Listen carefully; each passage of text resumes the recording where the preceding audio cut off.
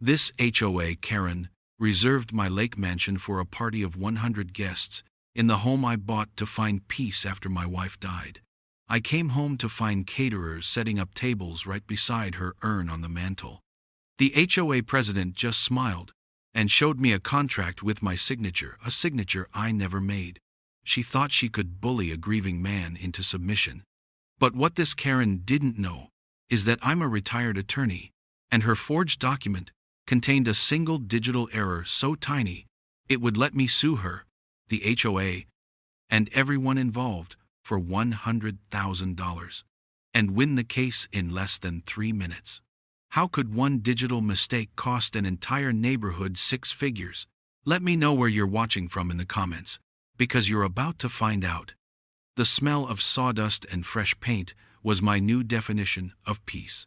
For 67 years, I'd been either in a courtroom or on a job site, building cases or building houses.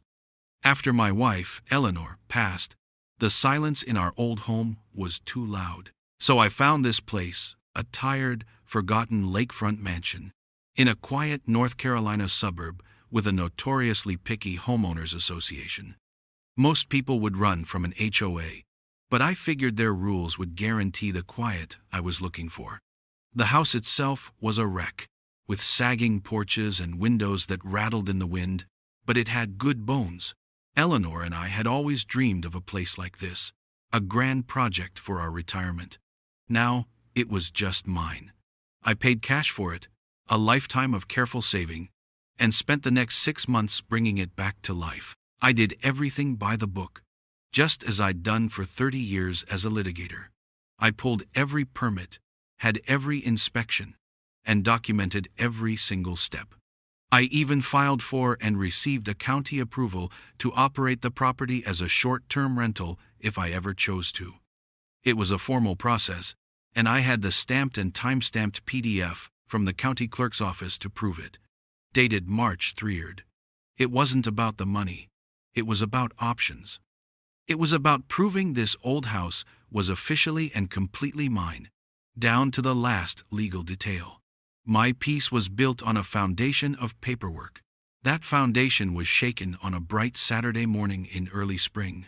An email landed in my inbox. The sender was Karen Markson, the HOA president. I'd met her once. A brief, toothy smile at a mailbox gathering. Her email was coded in that same sugary sweetness. She wanted to know if she could hold a little get-together for the neighborhood welcome committee at my place. She praised the restoration work, calling my home the crown jewel of the lake. The flattery was a little thick, but I just saw it as standard neighborhood politics. I wrote back politely but firmly. "Thank you for the kind words, Karen," I typed. "But the house isn't ready for guests just yet. My wife's urn is still on the mantel, and I'm not quite ready for parties." It was the honest truth. Eleanor's ashes were in a beautiful cherry wood box right over the fireplace I had just restored. That space was sacred. I hit send and thought that was the end of it. The next day, I drove to the hardware store for wood stain and sealant, leaving the mansion quiet and empty. When I returned an hour later, my quiet road was lined with white catering vans. My heart dropped. At the end of my driveway, 2 professionally printed signs had been staked into the grass. They read, "Event parking with the official HOA logo at the bottom." I parked my truck and walked toward my front door, a cold knot tightening in my stomach. The front door, which I had triple-checked was locked, was wide open. Inside my home, the home I was still grieving in, strangers were unfolding chairs and setting up buffet tables. String lights were already draped across the porch beams. A man in a chef's coat was directing 2 others where to place a large metal food warmer. He saw me and smiled, wiping his hands on his apron. "You must be the owner," he said, his voice echoing in my foyer. "Place looks great." Karen wasn't kidding. I just stared at him, unable to form words. He must have mistaken my shock for confusion. "Oh, don't worry, we're right on schedule for tonight's event," he added cheerfully. "We'll be all set up by 5. I finally found my voice. "What event? I never approved any event." The caterer's smile faltered. He pulled out his phone, tapping the screen a few times. "That's funny," he said, his tone shifting from friendly to businesslike. "Oh yeah. Karen said you approved it weeks ago. She sent us a contract and everything." He turned the phone screen toward me. And there it was. A formal-looking rental agreement for my property. For that very evening. It listed food services, staffing, and a timeline. At the bottom, clear as day, was my own digital signature. The one I used for court filings and contracts for 30 years. It was a perfect copy, but I had never ever seen this document before in my life. The caterer, sensing the tension, scrolled down. "She's got 97 guests RSVP'd already," he said, his voice now laced with concern. "Is there a problem?" "A problem?" A stranger had forged my name, rented out my private home, and invited nearly 100 people into the place I came to heal, all without my knowledge or consent. This wasn't a mistake. This was a home invasion disguised as a neighborhood party. My first instinct wasn't to yell. It was to secure the perimeter. I walked past the bewildered caterer, out my front door, and down the long gravel driveway to the main gate. It was a heavy, wrought iron gate, and I swung it shut. The click of the heavy latch was satisfyingly final. I twisted the key in the lock, then turned back to face the small crowd of confused workers on my property. I addressed the head caterer calmly. "I'm sorry you've been put in this position, but there is no event here today. You and your staff need to pack up your equipment and leave." He started to protest, mentioning the deposit Karen had paid, but I held up a hand. "That is between you and her," I said, my voice flat and even. "This is private property, and you are now trespassing. Please go." The authority in my voice, the kind honed by decades in a courtroom, cut through his confusion. He nodded slowly and began instructing his team. I walked back inside my house and picked up my phone. It was 4:15 in the afternoon. I found Karen Markson's number in the HOA directory and dialed. She answered on the second ring, her voice dripping with manufactured cheerfulness. "Paul, so glad you're getting into the community spirit." I kept my tone level. "Karen, there's been a mistake. There is no party at my house today. I've asked the caterers to leave." The fake warmth in her voice vanished, replaced by a cold, condescending sigh. "Paul, don't make this difficult," she said, as if speaking to a stubborn child. "The entire neighborhood is looking forward to this. It's just one evening. Don't be so selfish." Selfish. The word hung in the air. Selfish for wanting privacy in my own home, next to my wife's memorial. That was when I knew this wasn't a misunderstanding. This was a power play. I ended the call without another word and turned my attention to the real problem. The contract. I had asked the caterer to email me a copy before he left. I opened the file on my laptop. A standard PDF. It looked convincing, but a forged document is like any lie, it always leaves a trail. I took a screenshot of the entire agreement, attached it to a new email, and sent it to my niece, Trish. The subject line was simple. "Uncle Paul. Urgent question. Trish is a paralegal, sharper than a bag of tacks, and she understands digital paperwork better than anyone I know." While I waited for her to call back, I examined the document myself. That's when I noticed something odd. The email the caterer forwarded me, the one from Karen, was dated that morning. But the details in the contract, the menu choices, the guest count, they seemed too specific for a last-minute agreement. A few minutes later, my phone buzzed. It was Trish. "Uncle Paul," she said, her voice all business. "Where did you get this?" I explained the situation. She was silent for a moment, then said, "Okay, I see the problem. This is sloppy work." She explained it to me in the simple terms we always used. A digital file, like a PDF, has hidden information baked into it. It's called metadata. It's like a birth certificate for the document, showing who created it and, most importantly, when it was created. Karen had emailed the signed contract to the caterer on April 10th. But the PDF's metadata showed it was actually created on March 15th. She had made the forgery weeks ago, long before she ever even emailed me to ask for permission. She never intended to ask. She was just creating a paper trail to cover her tracks. Just as this realization settled in, a new email notification popped up. It was from the HOA's official account. The message was blunt. It stated that my refusal to host the pre-approved community event was a violation of the neighborhood bylaws. They were fining me $2,000 a day until I complied and opened my gate. The email also mentioned that I had given a verbal agreement to Karen weeks prior. My blood ran cold. This was a coordinated attack. They weren't just trespassing, they were trying to build a legal case against me based on pure fiction. But they made a critical error. They didn't know who they were dealing with. And they didn't know about my front door. I had installed a Nest doorbell camera the day I moved in. It records every visitor, every sound, every motion, and saves it all to a secure online server with a timestamp. I pulled up the video archive for the last 2 months. I saw the mail carrier, package deliveries, even a raccoon that tried to make a home in my flower pot. What I didn't see was a single visit from Karen Markson or any other member of the HOA board. There was no verbal agreement because there was no conversation. They had never been to my door. Their lie was directly contradicted by a video log they had no idea existed. As if on cue, another email arrived.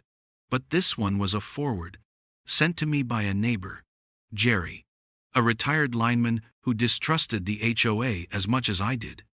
The original email was from Karen, sent to the entire HOA email group. It read, "It seems Mr. Brooks is having a difficult time. He's just bitter. Single men are like that.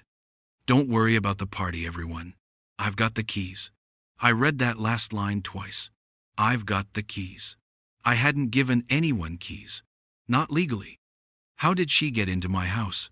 The shock that had been simmering all afternoon finally burned away, replaced by something cold and hard.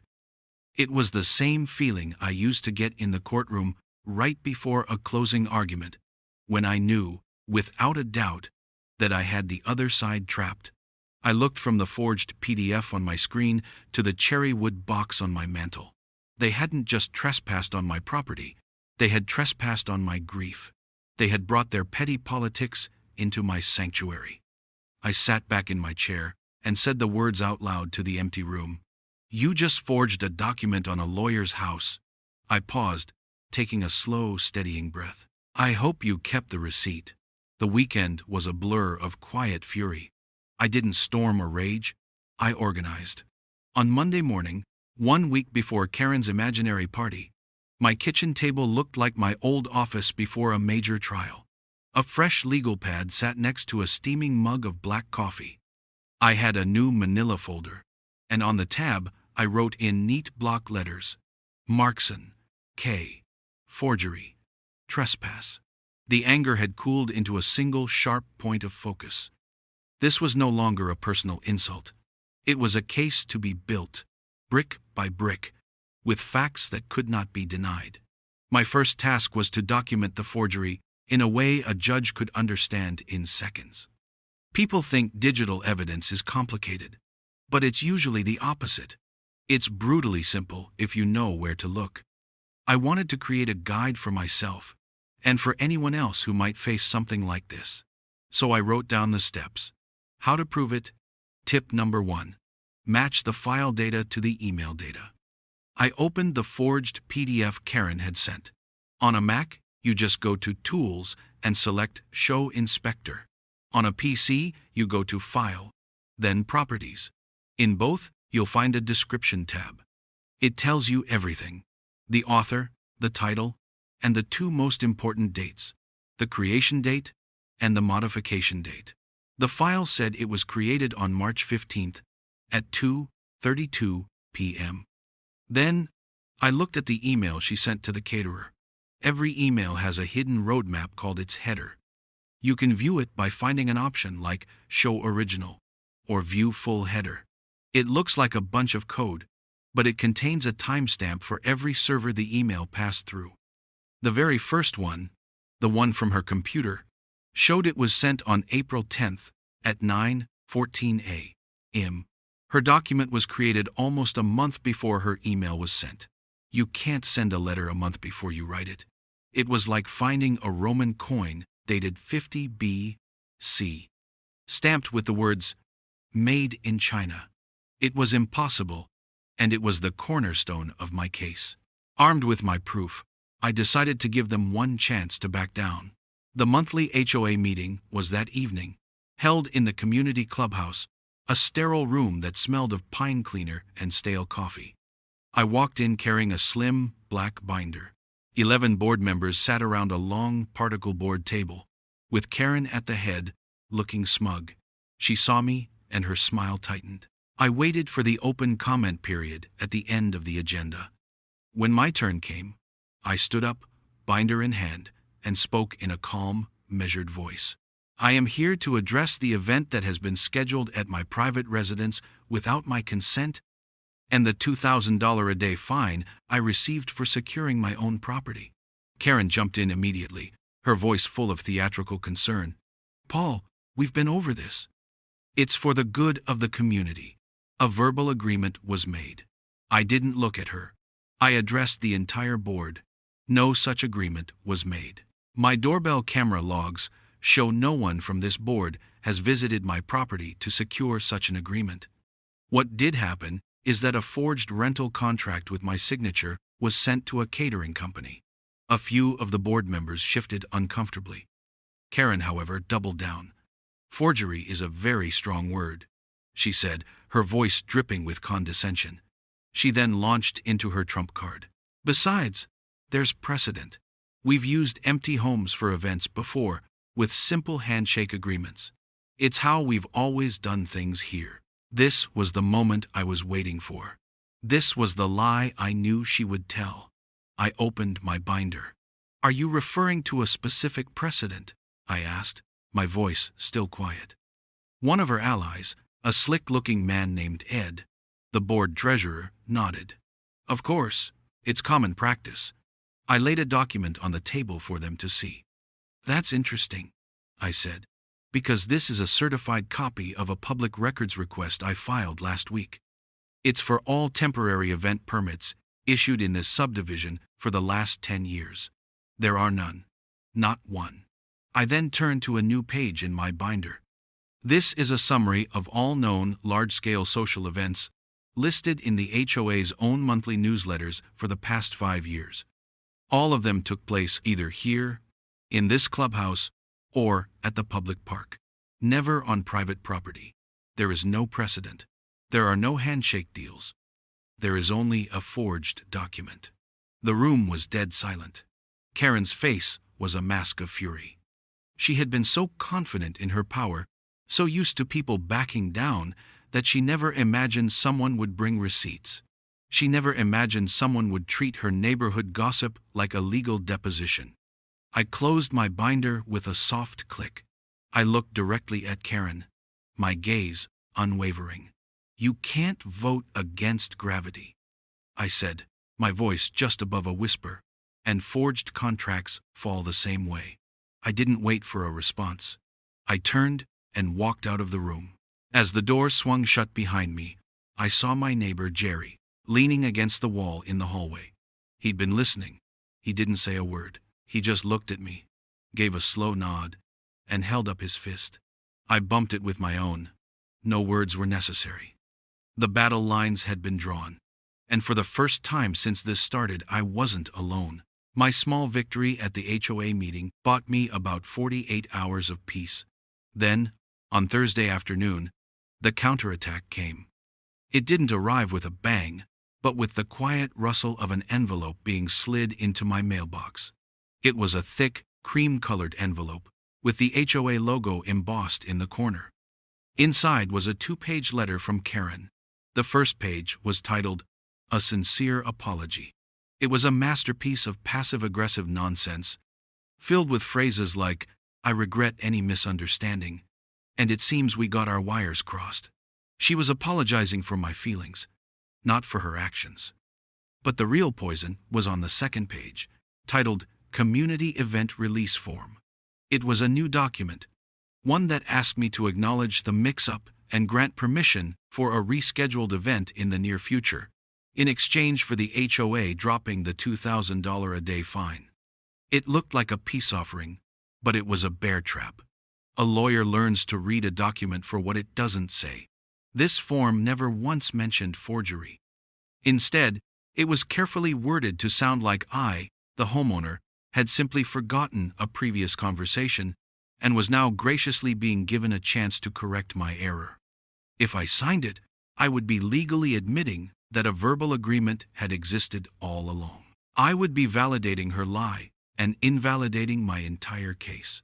She wasn't trying to make peace. She was trying to get me to sign a confession.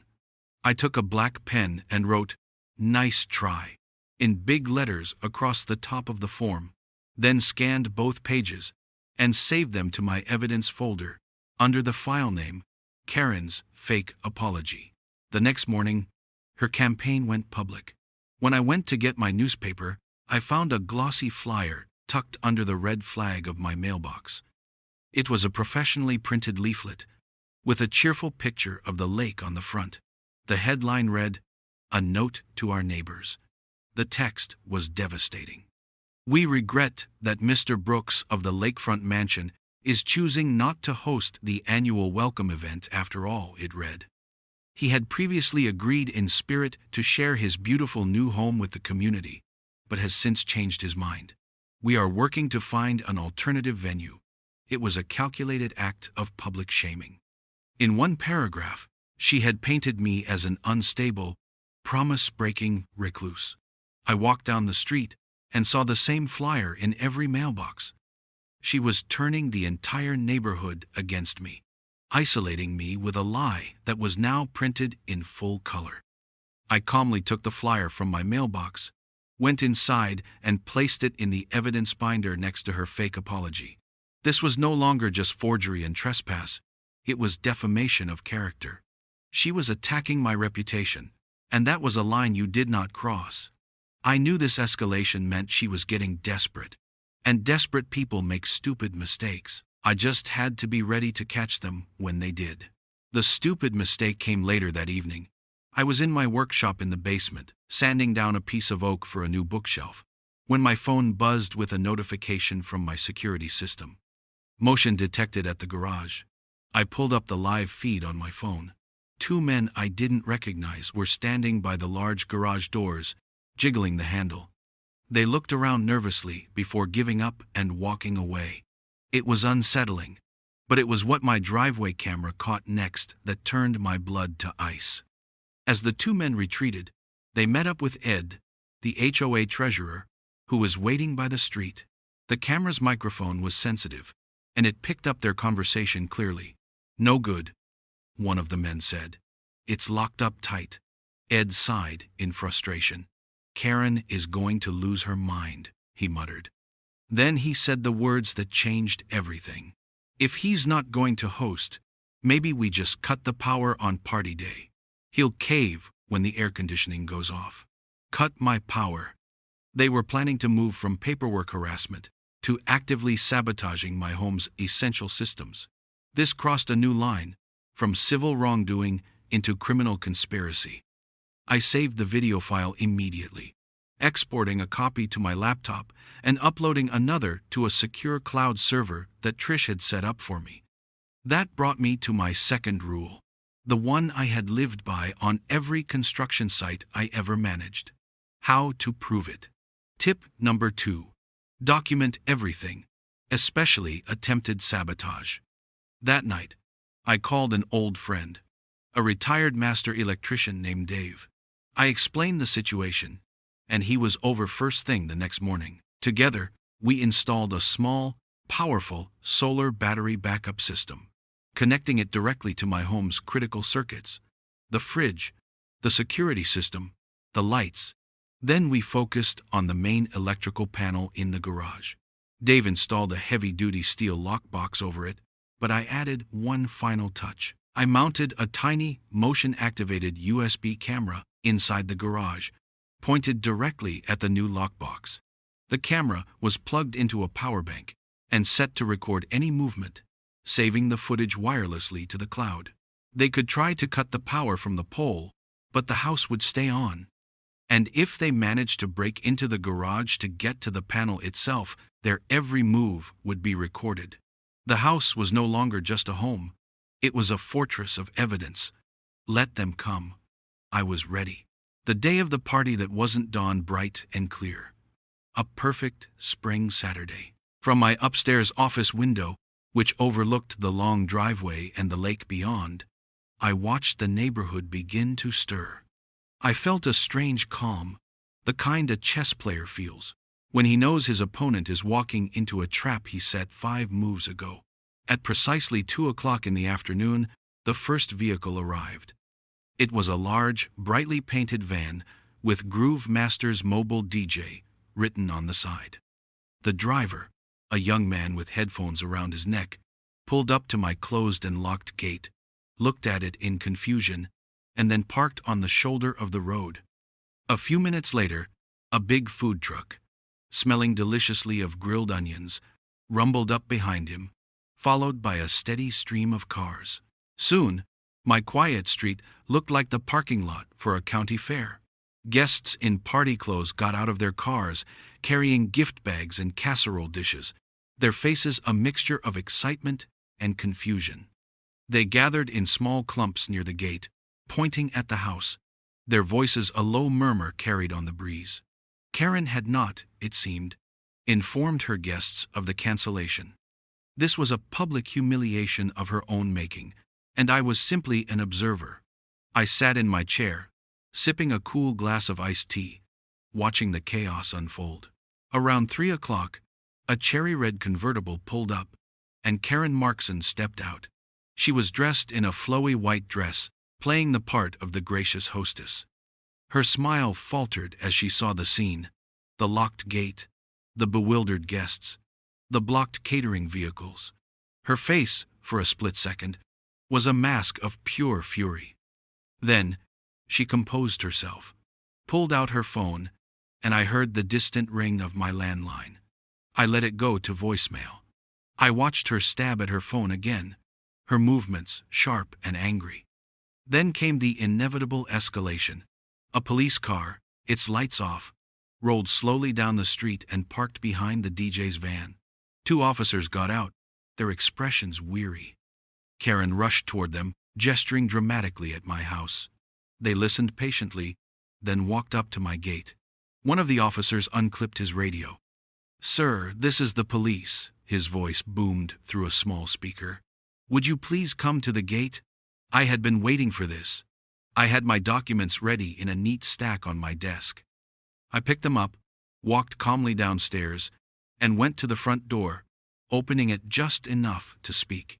"Good afternoon, officers," I said, my voice steady. "How can I help you?" The lead officer pointed back at Karen. "Ma'am here says you're illegally blocking a pre-approved community event in violation of your HOA bylaws." I didn't argue. I didn't raise my voice. I simply held up my stack of papers. "Officers," I said, "this is a civil matter, but since you're here, you should see this." I had printed everything. I showed them the forged contract, with the mismatched metadata highlighted in yellow. I showed them the screenshot of Karen's email, claiming she had my keys. I showed them the doorbell camera logs, proving she had never visited my property to get a verbal agreement. And for the final piece, I showed them the printed HOA flyer, the one that admitted in writing that I had, in their own words, changed my mind, an admission that my consent was required in the first place, and was now withdrawn. The officers looked at the documents, then at each other. Their body cameras, I knew, were recording everything. "This looks like a pretty clear case of he said, she said," the first officer stated, though his tone suggested he knew exactly who was telling the truth. "It's a civil issue. We can't force him to open his gate." He handed the papers back to me, tipped his hat politely, and they walked back to their car.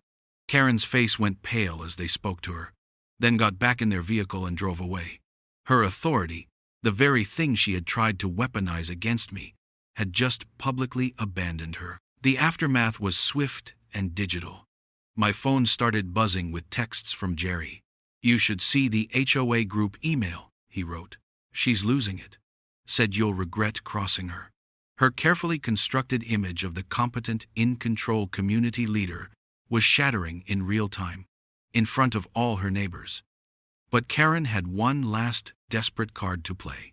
As the sun began to set and her guests started to drift away in disappointment, a final email went out, this time directly to the party's RSVP list.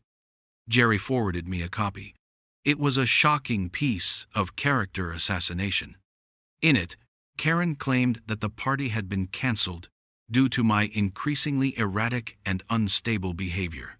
She painted me as a dangerous, grieving old man who posed a potential threat to the community.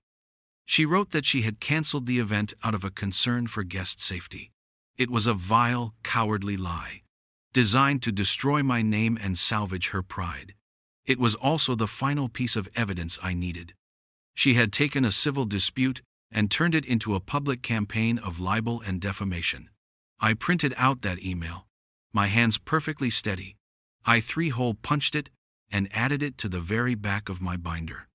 The case against Karen Markson wasn't just about a forged document anymore. It was about a systematic and malicious attack on my home, my character, and my peace. And it was now complete.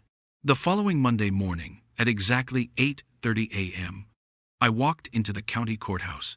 It was a familiar place, though I was usually on the other side of the aisle. I wasn't there to answer a complaint. I was there to file one. I approached the clerk's window for small claims court, my binder tucked under my arm.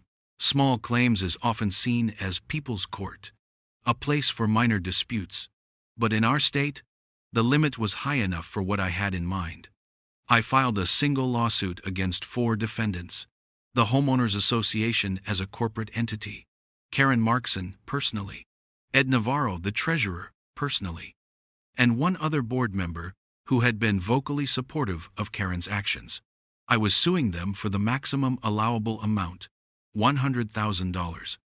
The claim listed 4 specific offenses: property violation for the initial unauthorized entry, attempted fraud based on the forged document, reputational damage stemming from the flyers and emails, and conspiracy to trespass and commit property damage, supported by the video of Ed discussing cutting my power. Filing the suit was the easy part. The real work had already been done, collected piece by piece in my binder. The court date was set for 2 weeks later. When the day arrived, the small claims courtroom was more crowded than usual. Word had gotten around. I saw Jerry sitting in the back row, giving me a solid, supportive nod.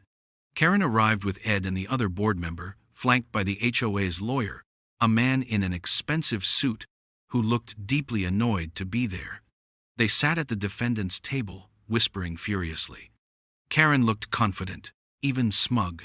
She still believed she was in charge, that her version of the story, told with enough conviction, would win the day. When the judge called my case, I walked to the plaintiff's podium alone. I had no lawyer because I didn't need one. The truth, when properly organized, is its own best attorney. The judge, a no-nonsense woman named Judge Miller, looked down at the paperwork. "Mr. Brooks," she said, her voice tired, "this is a serious claim for a small claims venue. You have 5 minutes to present your case." 5 minutes was more than I needed. "Your Honor," I began, my voice clear and steady, "this case is not about a disagreement. It's about a documented campaign of fraud, trespass, and defamation. I have 4 pieces of evidence that will prove it beyond any doubt." I walked to the clerk and handed over 4 neatly labeled exhibits. "Exhibit A," I said, as the judge examined the first document, "is the forged rental contract. If you look at the highlighted metadata, you will see it was created on March 15th, nearly a month before the defendant's claim I verbally agreed to it. The document was created before the conversation even supposedly happened." I paused, letting that sink in. The HOA's lawyer started to stand up, but the judge waved him down. Exhibit B, I continued, is a certified log from my home security system, showing a complete video record of my front door for the past 60 days. It proves no member of the HOA ever visited my home to obtain the verbal agreement they claim exists. They lied about the document, and they lied about the conversation. I could see Karen's smug expression begin to crack. The blood was draining from her face. Exhibit C, I said, my voice remaining perfectly calm, is a collection of communications from the defendants. It includes the flyers they distributed, accusing me of breaking a promise I never made. It also includes an email from Ms. Markson to 97 residents, in which she calls me mentally unstable and dangerous. This is clear and malicious defamation. The room was utterly silent now. Everyone, including the HOA's own lawyer, was looking at Karen. Finally, Your Honor, Exhibit D. I pushed a small USB drive across the podium. This is a video file from my security system, time-stamped 3 days before the scheduled event.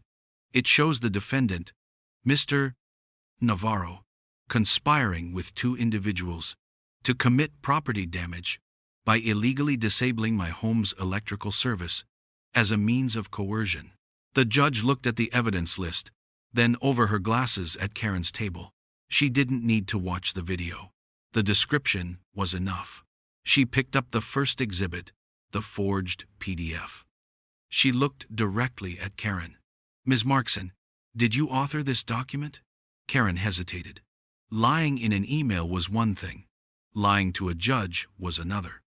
Her lawyer frantically whispered in her ear, Yes, Your Honor, she said, her voice a small, tight squeak. But I had reason to believe. The judge cut her off.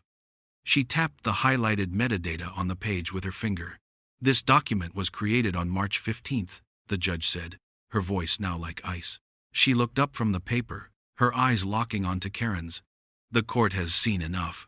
She turned to the HOA's lawyer. Counselor, you have 1 minute to explain why I shouldn't refer this matter to the district attorney for criminal prosecution. The lawyer stood, his face ashen. He stammered, Your Honor, this has all been a profound misunderstanding. The judge held up a hand, silencing him. The silence in the room was absolute. Then, Judge Miller looked down at her papers and made her ruling. This case is closed. The defendants are lucky Mr. Brooks didn't press criminal charges for fraud and conspiracy. A sharp intake of breath came from the defendant's table. The judge picked up her gavel. This court finds in favor of the plaintiff in the full amount of $100,000 to be paid jointly and severally by the defendants. The sound of the gavel, striking the wood block, cracked through the stunned silence like a gunshot. The entire proceeding, from the moment I started speaking to the final verdict, had taken less than 3 minutes. The room was stunned.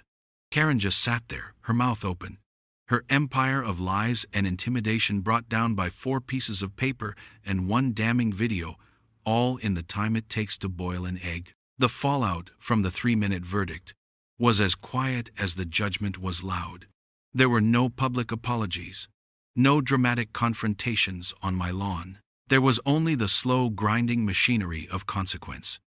The $100,000 judgment was a debt the HOA had to pay, which meant every homeowner, including me, had to cover the cost through a special assessment. The check I received from the HOA's insurance company a few weeks later felt less like a victory and more like a refund. The real victory was the silence that followed. Karen Markson was politically and socially ruined. Within a week of the judgment, an emergency HOA meeting was called, not by Karen, but by a petition circulated among the homeowners. I didn't attend. I didn't need to. Jerry told me later that the atmosphere was like a funeral.